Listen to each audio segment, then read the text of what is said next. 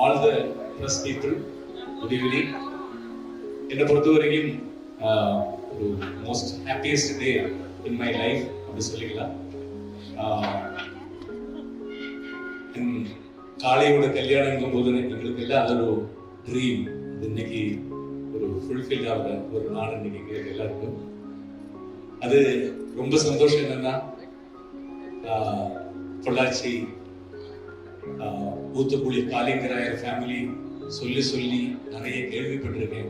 Shooting எல்லாம் போகும்போது ஊத்துக்குழி ஜெமீன் சொல்லி கேள்விப்பட்டிருக்கிறேன். அந்த ஊத்துக்குழி ஜெமீன் ஃபேமிலியிலேருந்து என் வீட்டுக்கு என் மருமகளா யாரு வந்ததுல கடவுள் புண்ணியம்.